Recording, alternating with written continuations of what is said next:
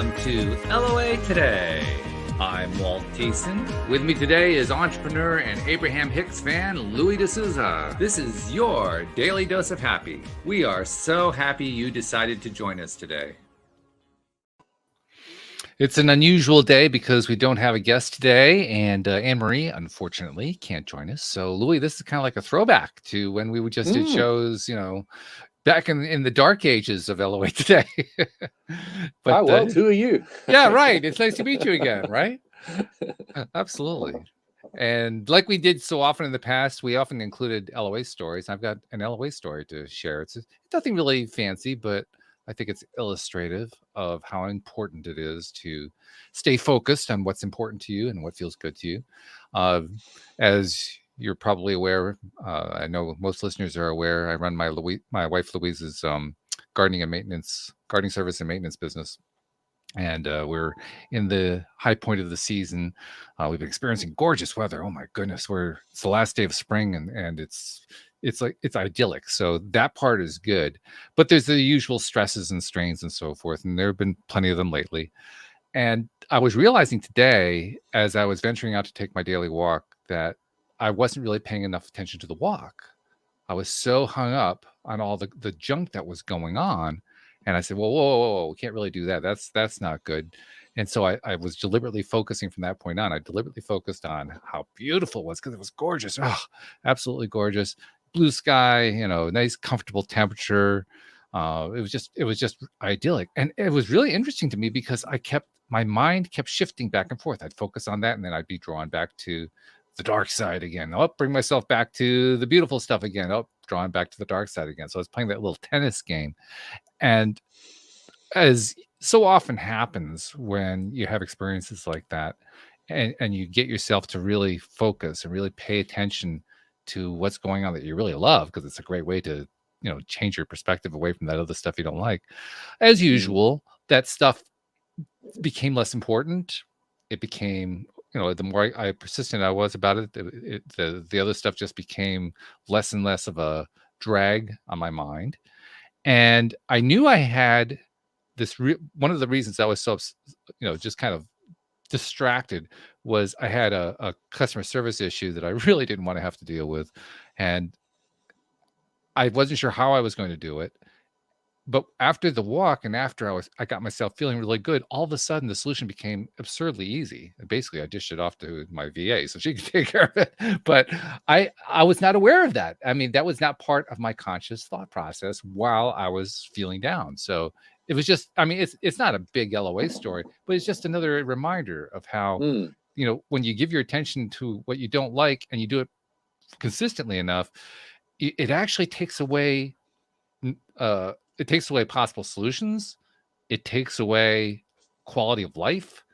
It makes everything just, you just kind of are drawn in over and over again magnetically to that miserable. You have to actually take your mind directly, intently away from it, focus on what you love, and the whole thing shifts.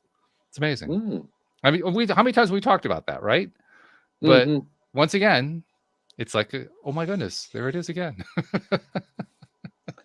Yeah, it just becomes easier and easier and easier with practice. And the practice turns into a belief or more into a knowing, which you just literally carry around with you like I was going to say like an aura. Well, it kind of is. It's part of your aura, sure. Yeah, talking about auras, somebody said something quite interesting because I was in a spiritual group, and I don't know if I've ever mentioned this to you before about auras, but there's quite a few people in the group who can actually see auras, and I always felt a little bit violated because they'd look at you like this. If they wouldn't look at you, they would like looking around you, right? And then somebody pointed out to me what's actually going on. So the core of your being is inside you, and your physical body is more outside, and your aura is even more outside. Yeah. So it's you're really not looking at who the person is. You're now looking at aspects, active vibrations that have kicked in over time, and some that you're carrying around and all the rest of it, and they're not very helpful. You're not actually focusing on the being who they are and what they are. You're now getting distracted by the things on the side. And I've never thought of it like that before, and it was like, wow, It's I true, wish I though. knew this before. Yeah. I mean, it's obviously an extension of yourself, but you're right. It's more of an extension about connected into the physical side, what's going on physically with you, rather than who you are as a being. That's a great point. I hadn't thought of that one. You've never seen auras? I've been able to see auras sometimes, not very often, but I have been able to see them at times. Yeah, I mean, I've got to see a layer of aura, but I wouldn't call it like, I know some people can see auras. It's nothing Just like that. It's nothing like continuously. helium photography. Yeah. I mean, I can see that outer layer all around people very clearly, but it's fairly solid and it doesn't change color. And so, yeah, it is what it is. Yeah, I can't say that I've seen a whole lot of color change. In fact, I have to admit, there's a piece of me that's a little bit skeptical about the color change part. I'm not saying that it definitely doesn't happen, but I kind of wonder how much of that is the reader reading into it, if you know what I mean. Well, I think they see the colors, but what you determine the colors mean, I think that's open for interpretation. Well, I'm sure that they believe they see the colors, but a color itself is an interpretation. It's an interpretation of electromagnetics, So if they're seeing, say, yellow, and like you say, they have some sort of association of what yellow means to them, will everybody who is sensitive to auras see yellow? Or will different people see different colors? Because my experience is different people seeing the same aura have seen different colors. So that's why I think that it may be more about the person doing the observing, what the color is, than the person being observed, or the aura being observed. Yeah, again, I only really like talking about what I know and don't really know anything. Don't really know. Much about That's it. fair. So. Yeah, okay. That's a fair point. Fair point. I know there's two people in my life who I'm absolutely convinced could see auras. And one of them is Donna Eden, who I've seen live a few times in London. And she can most definitely see auras without a hesitation. This one lady brought her son to Donna Eden, and he was, social recluse, etc. And always, just in his room drawing things and all the rest of it. And as soon as Donna Eden saw her, she said, "Hey, hang on." She grabbed a piece of paper and a pen. She started drawing shapes. And the mom said, "Oh my God, I can't believe it." He said, "What do you mean?" She said, "Oh, he's drawing these all the time." And she could see them clearly in his aura, and they were very strong. And eventually he went to Harvard. The kid went big. She helped balance him and help understand that he was actually a genius, etc. And the guy went to Harvard. Wow. Very impressive. Yeah. Well, and what you just described, I mean, I know you won't address this part because, like you said, you've not directly experienced it. But I don't mind speculating about that stuff like that because that's what I do all the time. But when I hear that story about how she observed the shapes in his aura, that to me is her seeing the shapes because that's what she sees. And I think it's because she's such an intuitive. I mean, I imagine that auras are probably not the only way she intuits. She's probably able to pick stuff up in other ways too, but because she intuited shapes, therefore there were shapes. That's my speculation anyway.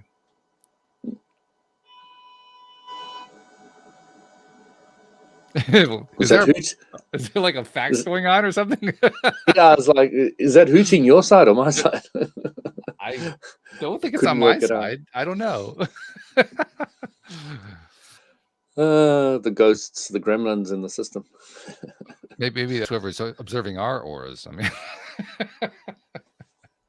so I've got a sauna story, and oh, good. And there was this nice lady, Indian lady, and I was chatting to her, and she was telling me that her husband has got Alzheimer's. No, not Alzheimer's. Her husband's got muscular dystrophy. Oh, okay. So I don't know a lot about it, but we were chatting about Sadhguru, and she said, "Oh, he's into him as well." So I said, "Oh, I'll probably get along well with your husband." She says, "Oh, he's here." So I said, "Cool." So I was walking out and I saw this guy whose muscles were a bit off his arm. So I said to him, "Are you the guy who's into Sadhguru?" And he said, "Yeah, yeah." And we started having a chat, and it was interesting. We got onto muscular dystrophy, and I said to him, have you ever looked on the internet to see if anybody has overcome it? Well, first thing I said to him is do have the doctor said it's terminal? Mm-hmm. And he said yes. And I said, have you looked on the internet to see if anybody has overcome it? And he said no. And I said, is there a reason for that? And he kind of shrugged it off. And I was pointing out to him the universal law of attraction, which he didn't seem to fully agree with. Mm-hmm. There was a lot of resistance, and everything was very mental. And he was always focused on, there's only 5% of the planet are intelligent, and I think that's a really, think for themselves. It's not true in any shape or form. I think most of the planet, I think more people on this planet at the moment are able to think for themselves than at any time in the past. That's a fair statement. Yeah. I don't think there's ever been a time where there's been more people who've been able to look at different studies, facts, people's opinions, etc., and make up their own out of it all. And I think it's increasing too. Massively. Yeah. So yeah, it's we delved down different routes, but I don't think he was particularly happy, because I was saying, I believe that if you create an illness, you can cure it. He didn't believe. He said, "Oh, well, I didn't create this." Yeah. Yeah. So until you understand, the Abraham Hicks law of attraction, which I actually listened to again some of it yesterday, they really, really point that out with great clarity, that you create your own reality. It's a tough one. I mean, that's a tough one to swallow. It really is. It takes a lot to get to the point where you can even consider it, let alone actually accept it. So it was really, I can't say it was one of my most enjoyable conversations. I had to tread very carefully and all the rest of it. Then I was saying to him, I find that it's so important, if you want to live a full life, you need to be comfortable with death. How'd that go over? It didn't go over very well. I said to him, I'm dying right now, and if you don't like what I'm saying, you can go and shoot me in the car park. It's and then I'm dead. It's just the way it is. I can't do much about it, and I've come to terms with death in ways and means that a lot of people may not have, because of not having out of body experiences, etc. But you kind of get to a real peace with it. But it's a tricky one, because life is the most important thing. There's nothing more important than life. And I always have to stress that and reiterate it, because it is, for me. I want to be alive. I want to continue. I want to be here. So I understand it. Yeah, we wouldn't be here if it wasn't that important. Why would we bother? But we bother because it is very important. It's yeah. But I don't have a lot more to say about that. That was probably the only good conversations I've had last week. Well, you're reminding me of something, though. I had a guest on a couple days ago who was a great guest. She was really very optimistic, very powerful person, and so forth, who has multiple sclerosis. And her story was basically about once she got her diagnosis of multiple sclerosis, all the different ways that she determined she was going to live her life anyway, and she was going to feel good, and she was going to be positive and optimistic. But she kept saying one phrase over and over again, and I don't know if it was just because I wasn't feeling up to it or whatever, but I never challenged her on the phrase. But the phrase was, "I will have it forever. I will have MS forever." And it was really an interesting dichotomy, because on the one hand, she was really a positive person. I mean, positive, happy, just, totally focused. Everything. If she had been part of this conversation that we talk about here, the way we talk about what do you focus on, you get, and all that. If she'd been a part of that conversation, she would have been perfectly in tune with everything we said, but she still would have said, "I'll have MS forever," and it was really interesting. And I thought about it afterward. I said, I wonder what would have happened if I had challenged her on that. I probably should have, on one sense. I mean, it's part of what you do as a host of the show. You don't challenge. You don't replace the word challenge with explore. Okay. Yep. It's a little bit less intrusive. It doesn't have to be confrontational in any any shape or form. I don't mean it as a confrontation, but you're right. Yeah. The other thing I want to me, the fact that it makes it a challenge is that when you present somebody with something like that and they haven't really wrapped their head around it, they feel challenged by it. That's what I meant by the challenge. It wasn't like I'm to see if they feel challenged by it. Yeah. I mean, I've always been very wary about offering my advice unsolicited. It's something I don't particularly want to do. But then, I really listened to Abraham Hicks again, and he said, we live in an attraction universe. There is no assertion. None. There's no assertion anywhere. An attraction universe with no assertion. Now, let's be specific. There's no assertion in an attraction-based universe is the statement. Yeah. So what let's define terms here. When they say assert versus attract, what do they mean? Let's be specific. So if I force my opinion on you, I'm asserting myself. Yes? Okay. But I can't assert myself. You can just refuse to agree with it. Sure. So if you're open to the idea, then you will allow it in. So basically what they're saying is there's no assertion in an attraction-based universe. And so you can assert, it just won't necessarily get you anywhere. It won't, it might go somewhere, but it's only because the other person allows it. Exactly, yeah. Yeah, because it's an attraction-based universe. And that's a great point. That actually was a point that I took a long time to try to figure out and make clear for myself, because I encountered people who were very much into law of attraction, who had a certain bit of a victim mentality about certain things. Yes, law of attraction applies in every area except for this one area because I got attacked, or something along that line. Mm-hmm. And that mindset, that frame of reference was basically antithetical to what we're talking about here, the idea that you really can't assert, to use the definition the way you just described it. And indeed, there are also people, and many of them fall into the Neville Goddard camp, who take a number of comments that Goddard made about how you can influence other people to get them to give you a call when you want them to give you a call, or to do certain behaviors that you want them to do. And what Goddard always said was, well, they have to, he didn't say it directly. He had a kind of an odd way of expressing himself, but he always expressed himself in a way that said they have to be a part of it. They have to in some way already be in alignment with it, or already want it, or something like that. He never suggested that you can do it against somebody's will. Yeah. That was really the key point. But like I said, he never really said it that clearly, that directly. So there was enough ambiguity in there that a lot of Neville followers like to say, well, yes, I can insert my will. I can basically get anybody to do anything I want them to do. And so that's why when I was confronted with that viewpoint, that's where I had to kind of come to grips with, okay, what's the truth here? What's really going on? What is this universe really all about? How does this whole thing really work?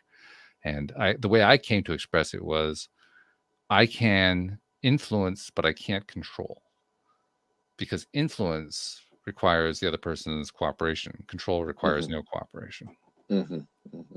Which is very similar. Yeah, you can become an influencer, Abraham Hicks says, definitely. Yeah. And influence is great. I love influence. Yeah, negative influence is great. Well, I mean, you like the negative influence. I like the positive influence. No, I just trying to imply that influence can be looked at on both sides. Yeah, that's true. That's true. But the other thing I wanted to bring up, changing the subject completely, is I'm excited about getting rid of the Jaguar, Really? getting a new Oh my car. goodness. Yeah. You've had that for how My long now? about 4 years. 4 years? Yeah. Okay. It's been a while now. So yeah, I'm going to go for a hybrid. Ooh. Okay. Yeah. And I'm going to go with Kia as well. So I'm very excited about that. We're getting a brand new Kia. It's already on order. Very nice. Um, Just don't tell but Elon Musk. yeah, it's okay. Elon can't stand hybrids. He thinks they're terrible. He wants electric only. I understand that completely. I wouldn't go a hybrid unless I thought it was going to be beneficial in the midterm. Oh yeah. And I think it's really going to be a good in between. After 3 years, I'll look at the electric. Sure. I'll go all electric. Yeah. But in the meantime, because of all the long trips to the coast and all the things we do with the family, etc. Especially with the price of I fuel these wait for days. them to mature a bit with those batteries. But again, I've been looking into where they get the batteries from, Oh, okay. and it's quite horrific, really. There's places in America. So the America used to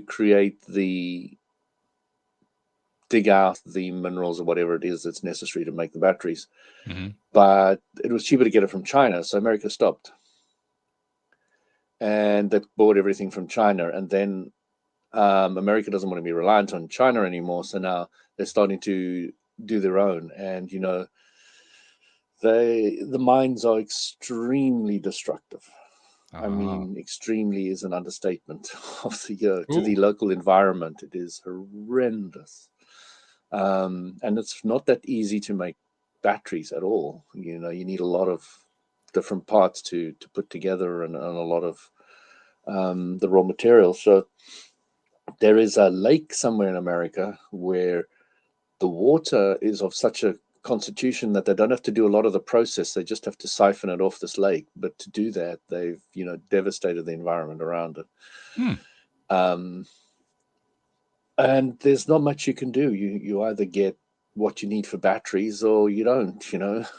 And I don't see that the planet is actually able to produce the amount of batteries necessary to have all electric vehicles. I just can't So that see it at the raises an moment. interesting question, because research is always being done, right? I mean, there are always people and companies who are trying to create new innovations and so forth. I wonder what's being done with battery research, and specifically what's being done to create an alternative form of manufacture or whatever.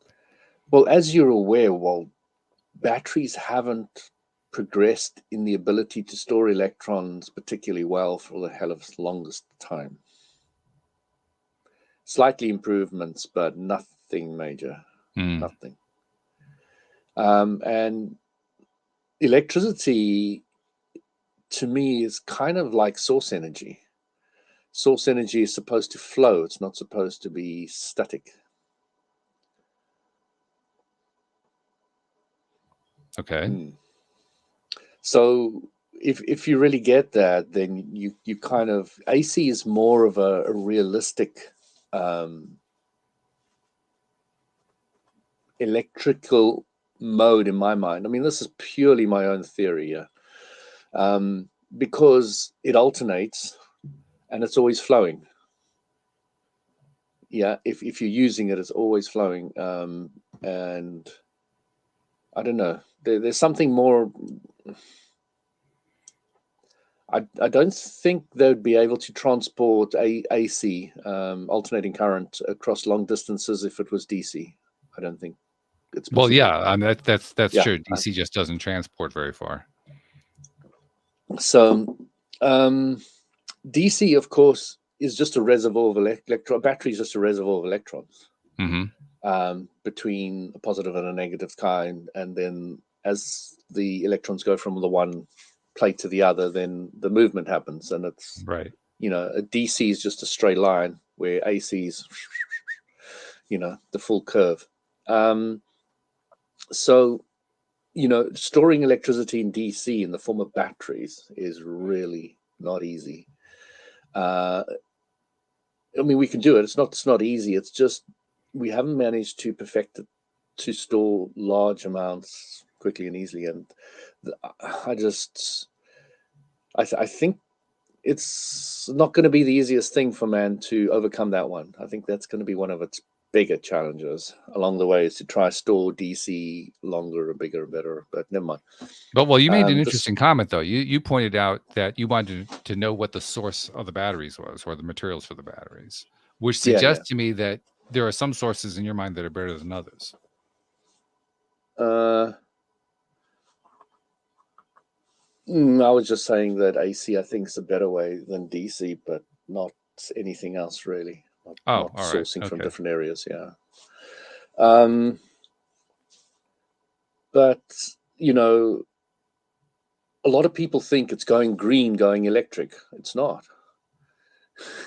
There is a carbon footprint. There is the mining. There is, it's huge. By the time it gets to you, there's, and the car and all its little gadgets. The car I'm getting has got automatic cruise control. It slows down in the car in the front lane. It stays in lane. It dims its lights when somebody comes to you. It's rearview mirrors go down when you reverse. You've got the stop start. You got the start button. You've got the automatic entry. You've got so much technology, and all of them require different carbon footprints from different places. And if you started adding all those up for your vehicle, it'll be significant. So, even if you go electric, you're still not going green per se. Green would be staying at home, farming, and sharing your food with your local community, and living like that, and trading. That would be going green. But a lot of the things we're doing is damaging the planet. Well, the biggest thing that's really damaging the planet at the moment is agriculture. Can you see clearly how agriculture is damaging the planet? Oh, sure. Yeah, we've had enough conversations on that topic that I have a clear idea about that. I still don't see it quite the same way you see it. I mean, you see it as a definite problem. This is one area where I would say that I have been actively applying the basic principles of Abraham Hicks, and saying, don't look for the problem, look for the solution. And so to me, first part of the solution is don't worry about the problem, because all the worry does is bring you down and make things worse. Absolutely. Got no problem with that. So don't worry about it. So don't worry about that. And secondly, be confident that a solution is going to be achieved, and it is. I mean, I just firmly believe. I don't think it's even going to be one solution. I think it's going to be a series of solutions. I think there's going to be a whole bunch of solutions going on. So I'm aware of damage happens all the time. That's just part of the world of polarity. That's part of what happens in life.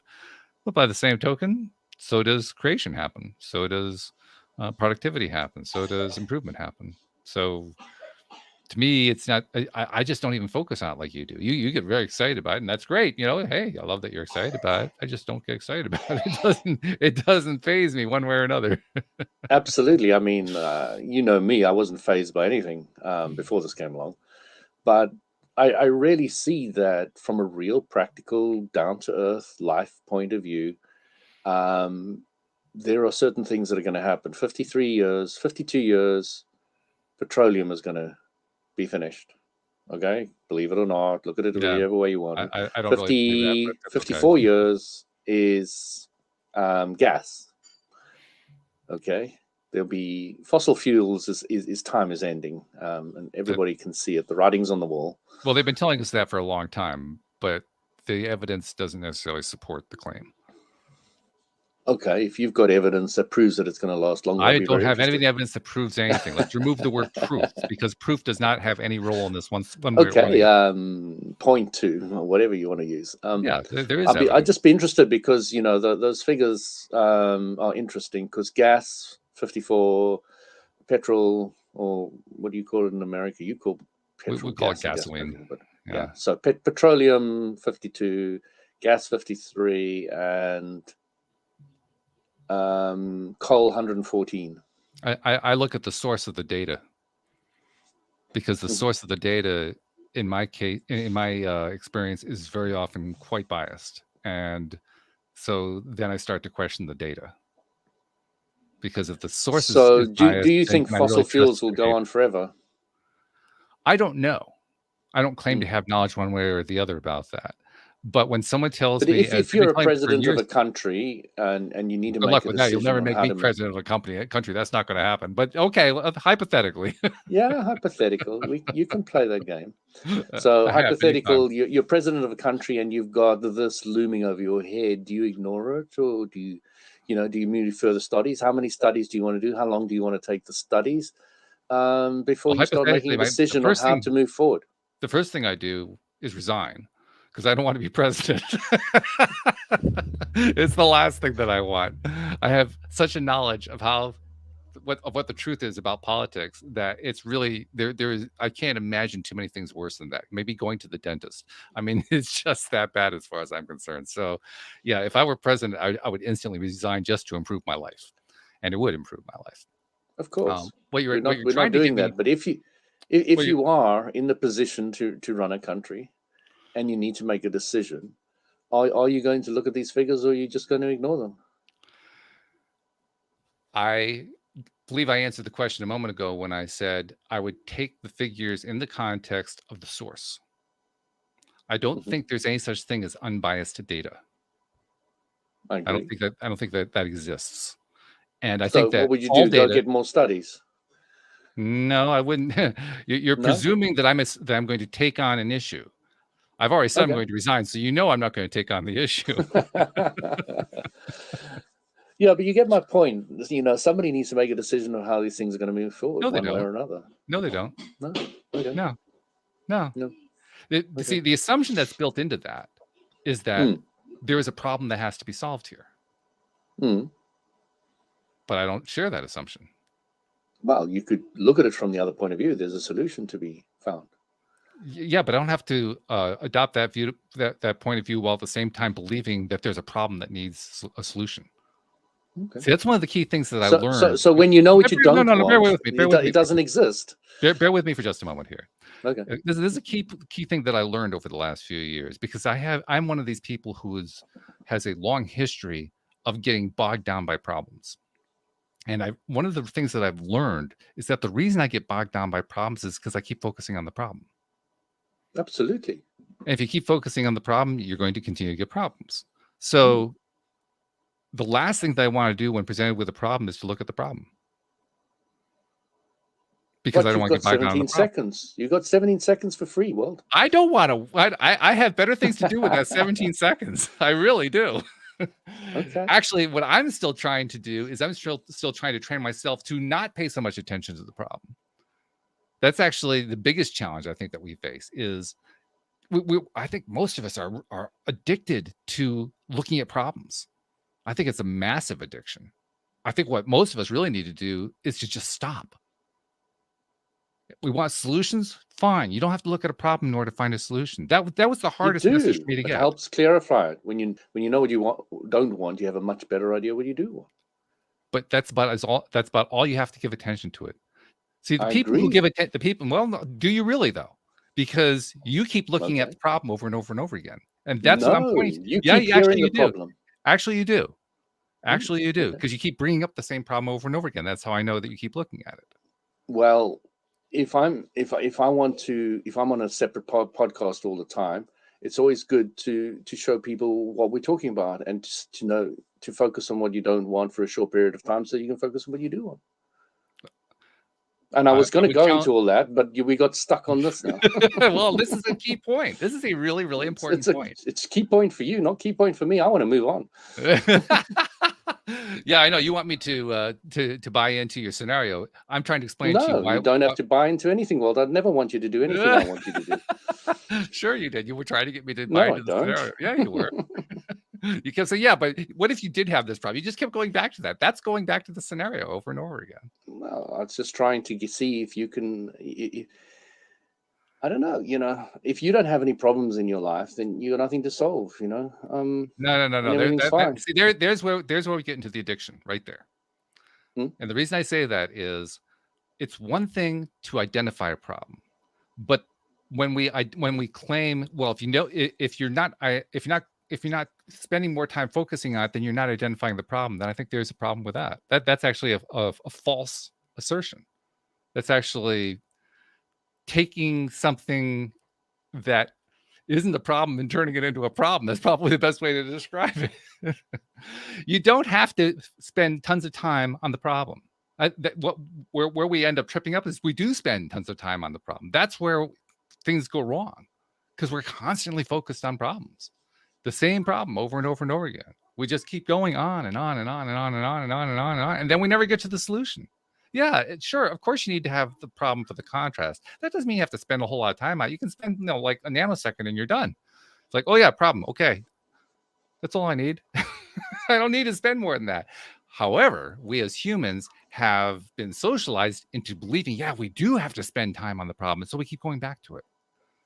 I think that's what this is also tied into something that's been really gnawing at me for the longest time. Why it is we're so focused on negativity as a species, because we really are. There are people just can't get enough of it. They can't get enough of the drama. They can't get enough of all this stuff. And I do get it. I mean, the more that you focus on it, the more you get. Sure, that's part of it. But why is it so attractive? What? And that's probably the wrong word, or maybe an advisory word. Why is it so interesting? Let's put it that way. Why is that negative so fascinating to people? Because people are clearly fascinated by it, right? I mean, it's obvious how fascinated we humans are with negativity, with drama, with the huge polarity, with the huge contrast. I think part of it is simply that, let's see, how do I express it in terms of what we're talking about here? It's the belief that if I don't do that, then I haven't given attention to the problem, which is not true. It's not true. But we act as if it's true. So that's why we keep coming back to it over and again. Well, yeah, but without the problem, you can't have the contrast. You already got the problem. It was already there. It's not like you lacked it. It's not like it's like the conversation I had with the stream at one point. The stream of David was trying to, let's see, what was the point they were trying to make? They were trying to make the point that we live in a world of polarity, and that we chose to come to this world of polarity. And they kept hammering on the polarity. And that was, I get it. But then after a while, I said to myself, well, is there a shortage of polarity? I mean, why do we have to be so concerned about there being polarity? It's there. It's not like it's missing. It's not like there's not enough of it. There's plenty of it. There's no shortage of polarity. Why must we keep going back to the polarity? Why is that so important? Because that becomes like a way to justify it. Let's justify. I gotta go back to that drama again. I gotta keep looking at that negativity again. Why? What's so important about it? We didn't see it the first time?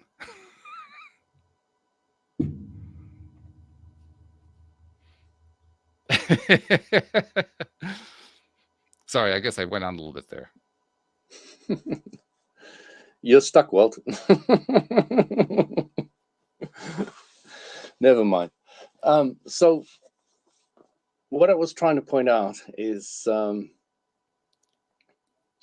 this one video that I put up to you. I watched it again, and this guy has created this closed loop system, which you did say you were quite excited about. And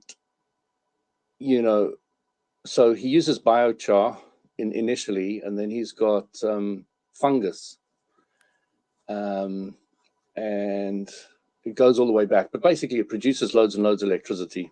Mm-hmm. It's like a huge powerhouse, and it was just it was so from your heart, you just feel so good about what he's done there.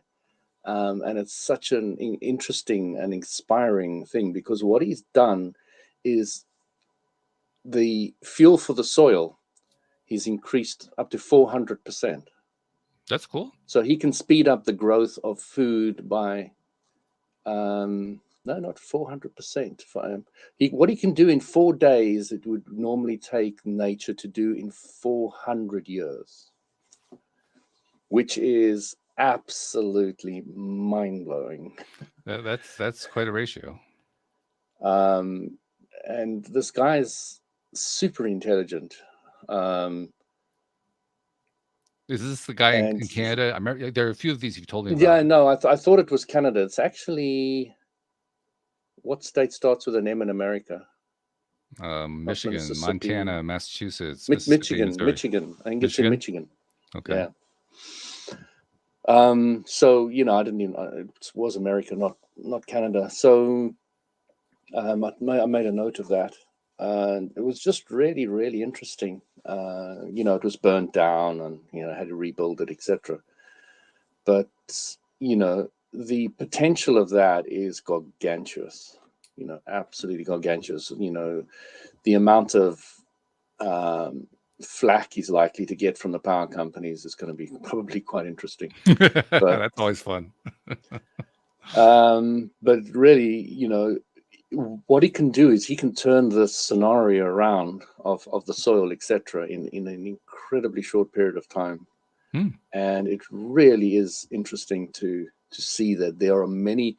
I was watching another program, and the person was saying, you can't say who's the head of all these different groups of improving the planet, because there are thousands and thousands. There's one in each town. There's one in each area. There's there's thousands and thousands of them. And as you say, there's so many solutions coming out now, and I'm come across so many of them.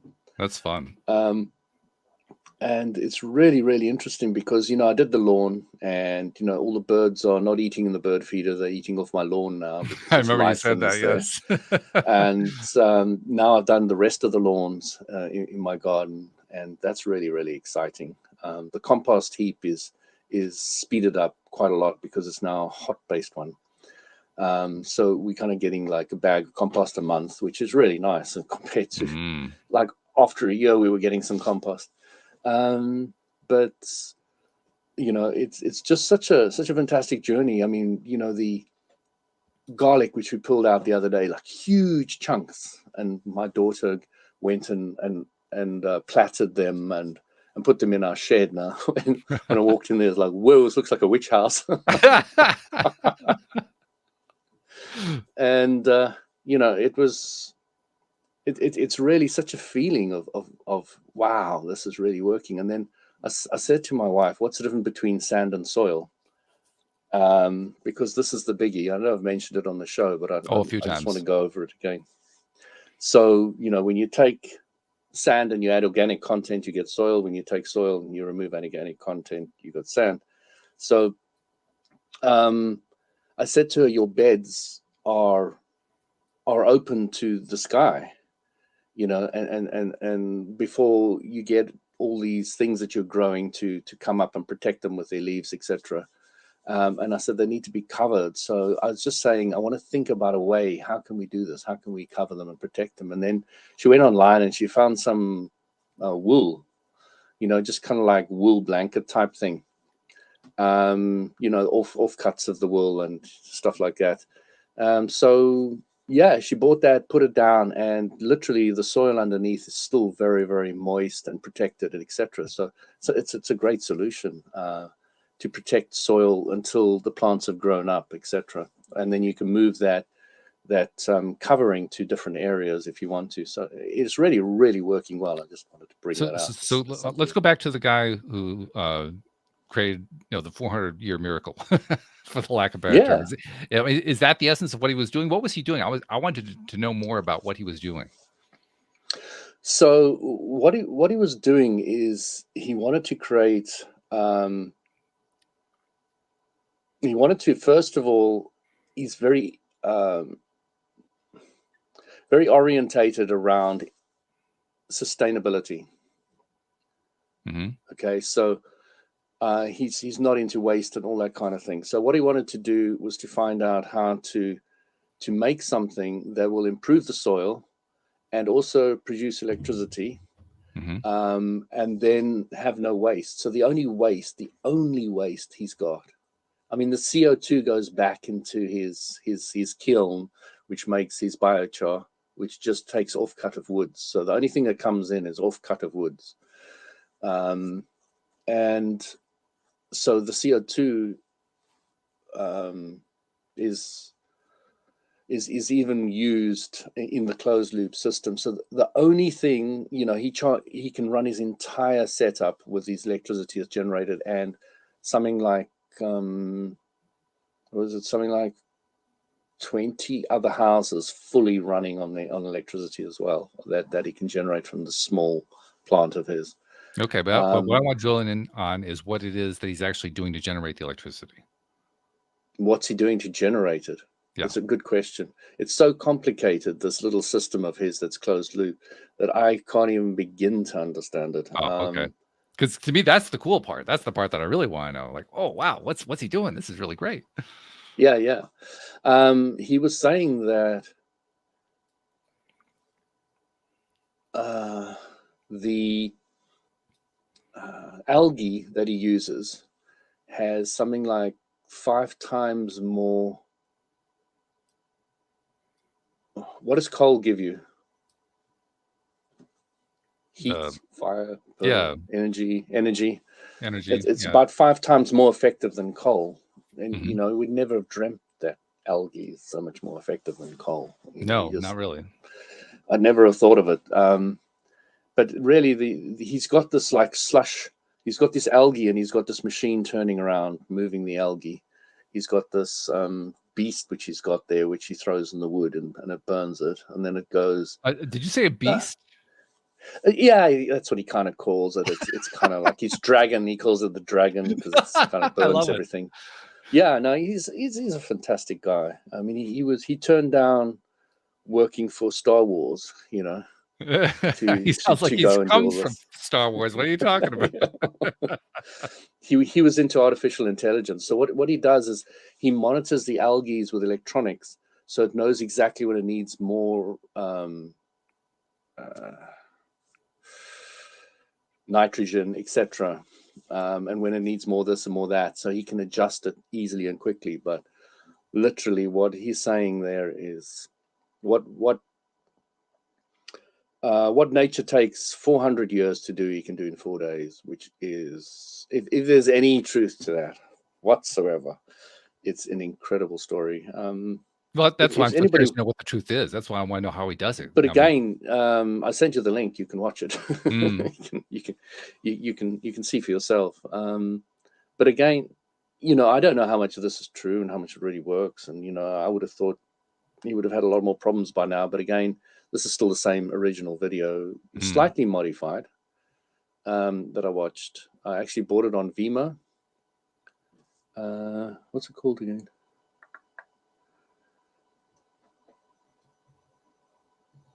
I don't know.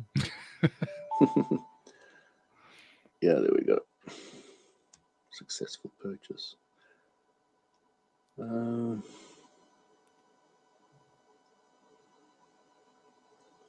no, that's just Dodix Marine.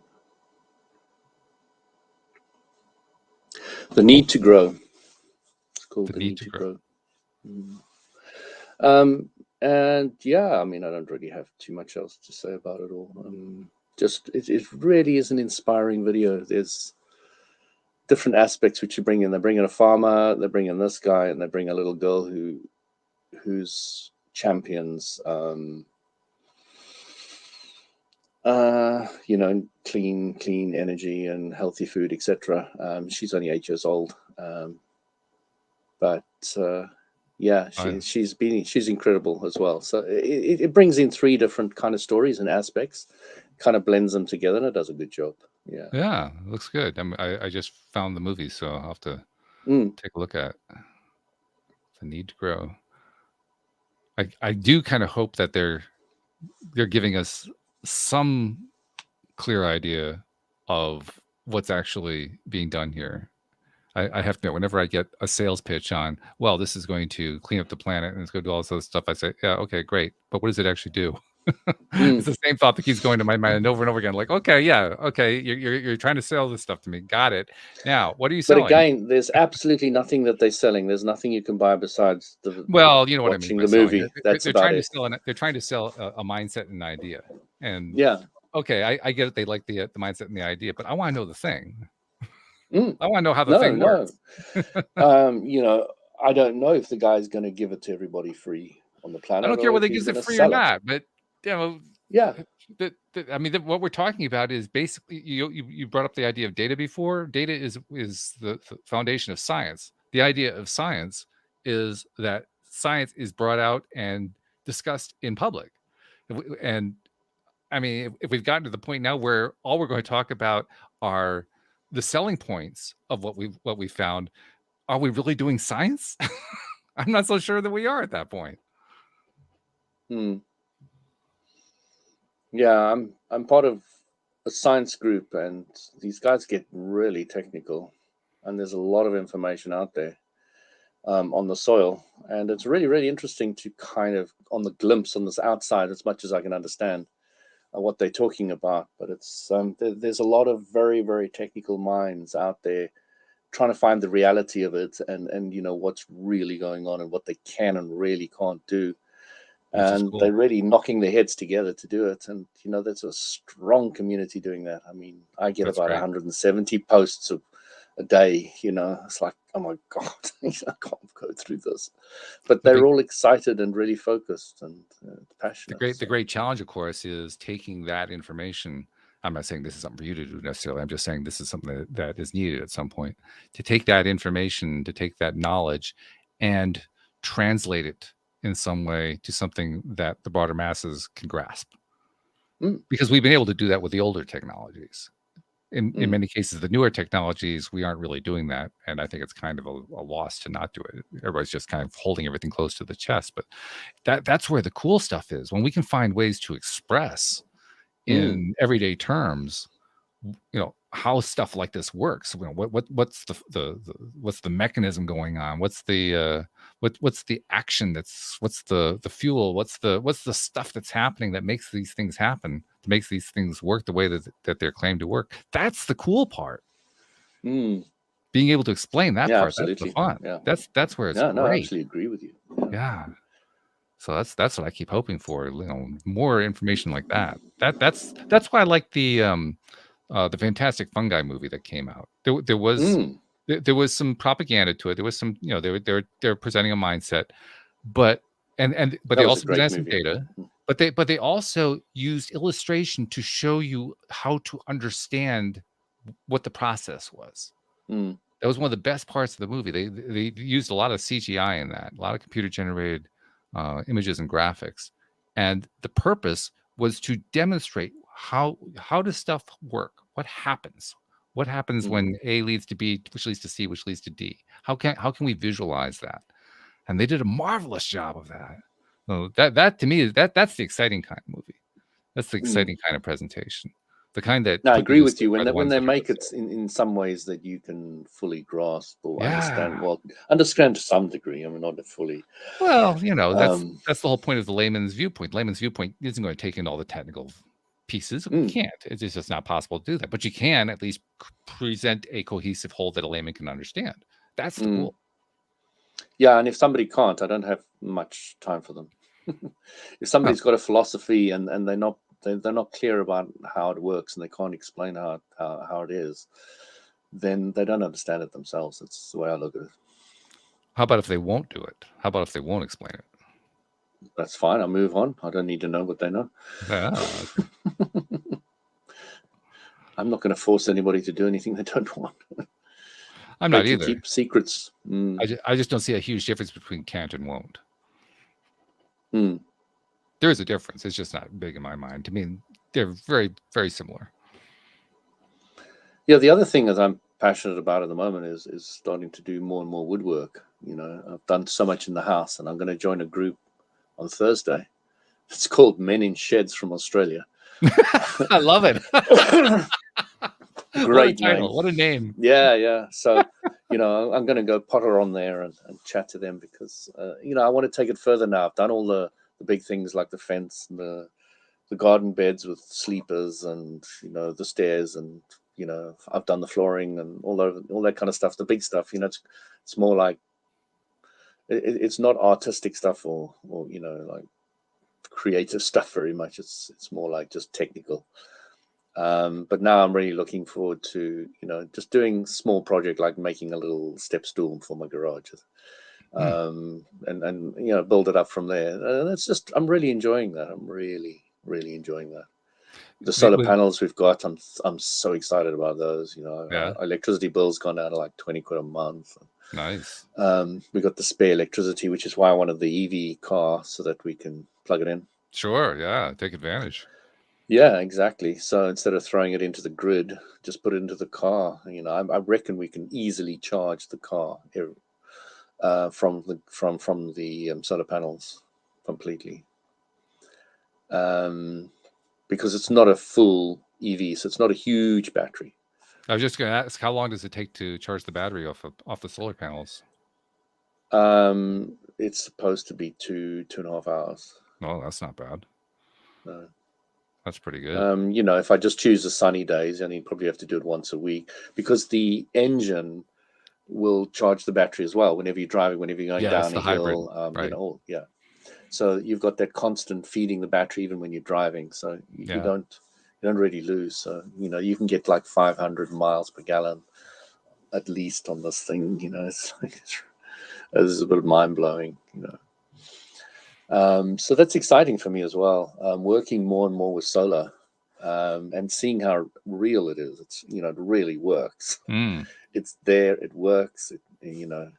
We do a lot more of our cooking now during the daytime when the sun's out. Really interesting. Yeah, just because it's free electricity. Why would you not? It just doesn't really make much sense not to. Well, the batteries are fully charged by 11 on a sunny day, so that all the extra electricity goes into the grid, and then they pay you peanuts for it, like absolute peanuts in this country now. They're hardly giving you anything for electricity thrown back into the grid. Yeah. So you really have to find other ways of using it. Yeah. But no, they'll give you 8p, and they charge you something like 40p for your electricity per kilowatt, and then they'll only give you 8 when you give it back to when your solar panels give it to them. It's like, come on. And that's the best rate in the UK, So, yeah. I don't know what the equivalents are here in the US, but they're probably similar. I wouldn't be surprised. Yeah. But because I'm struggling a lot to get this whole thing set up, they're making it really difficult, and I don't even want to go into it because it's depressing.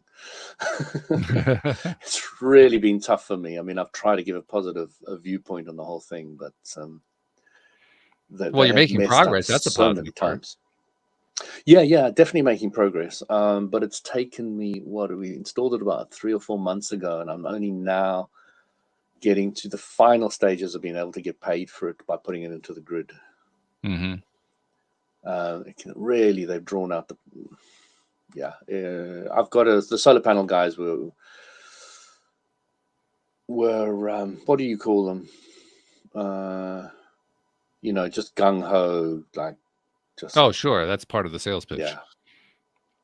Just not the actual equipment they gave us was all good. But the after sales and the looking after you and making sure that they've done all their paperwork and submitted it to all the right people, trying to get hold of them to own up to their responsibility, trying to get them to call you. Interesting. And I've really tried the law of attraction to get that turned around, and I just got stuck with this one. I usually manage to work very well with all those online calls and get them, very positive and all the rest of it. But with these guys, it's just, they just don't care. This is no caring whatsoever. They don't. It's almost like the universe. They've got your money. They've got your money. Yeah. Oh, sure. I'm only interested in the next guys. But it's like you were talking about that you're looking for the applications. It's almost like the universe is pushing you in that direction, saying, you don't spend all your time over there. Spend your time over here. This is where all your abundance is. Yeah. So it's just so exciting, to have my electric scooter charged by solar panels, to have my electric car charged by it, and then I've got a immersion heater, so I'm going to be heating my water with the solar panels to a degree as well. Wow. And You're having then some there's fun there, friend. yeah, it's just, to me, just trying to find out how you can make things more and more sustainable. And Hmm. there's one guy who found that graphene, graphene, I know the the great name. I don't know advantage what of it is. graphene. We're going over now, but graphene doesn't lose any heat. If you put heat on one side, 100% comes out the other side. Oh, okay. So this guy was making a rope out of graphene, and I don't know how far he got, but he was thinking that, let's put it into the center of Earth, and then we'll have unlimited power. That's an interesting challenge. Yeah. I mean, the ideas people are coming up with are gargantuous in so many ways. They are now making electricity with rain, and literally, it's so easy that you can go on YouTube and look it up. You just got a two cathode and anode, and as the rain drops between the two, it creates a charge. Really interesting. Yeah, and they're also learning to store electricity in concrete. In concrete, okay. In concrete, so you're going to have your whole house as a battery. It's very inefficient at the moment, very, very, very inefficient. Yeah, I would say. But they have designed a way to make concrete store electricity. Yeah.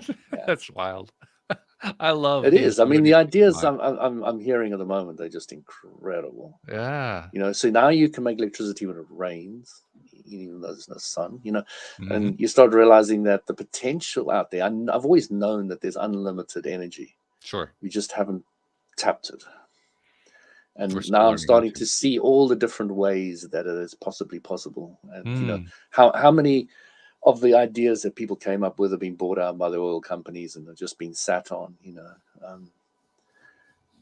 like tons and tons and tons. But never mind. I'm just looking forward to all of this coming out the closet, and then we're starting to work with boundless, endless amounts of free electricity and energy on this planet. And I don't think it matters what the oil companies have been doing, because I try to imagine what the lawsuit would be. Okay, so they basically copyrighted or patented or in some way tried to control these things, and then somebody comes along and takes the technology and puts it to use.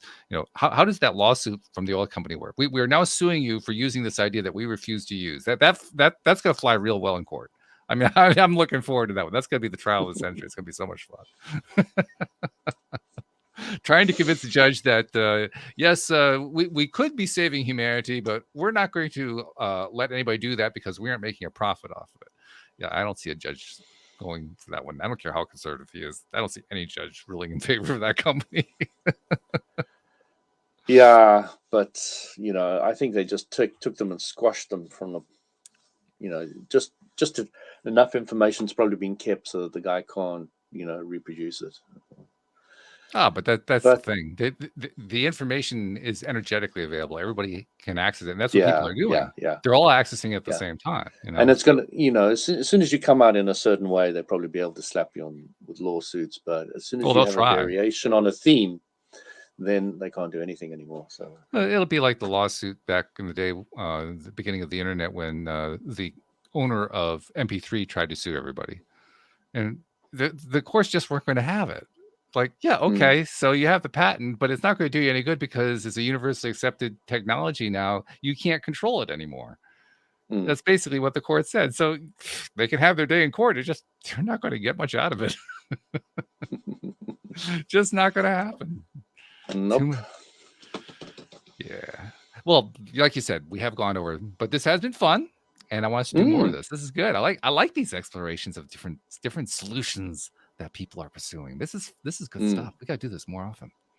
Really, really good. If you let me get there and talk about it. I'll let you talk about that all you want to. I just get good. I just get put out with all the stuff about we're constantly destroying the planet, and we're destroying the soil, and we're destroying. Okay, I get that. Move on. Move on. Good. Let me hear the other part. The solutions are really, really, really interesting and varied. Wow, so many different areas. And that's the cool you part. Have no idea. Cool. And the passion people have for this is incredible as well. And that is it's good to see people getting together over one thing in a positive way to try and sort it out. Yeah, right? Absolutely. Totally agree on that. That's a great way to finish the show off. So good stuff. All right. So we'll have a guest next week, and hopefully Anne-Marie will be back. So we'll welcome her back as well. But Louis, have a great week and continue work with those batteries. Get something hooked up to give us a new report on something. You found some new way to hook up some new gadget to the batteries. Yeah, no, I'll definitely be working with the solar panels for the rest of my life. They are amazing. Really worth it. Excellent. Go get some. Buy them in your local store now. We'll see you all next time here on LOA Today. Take care, everybody. Bye.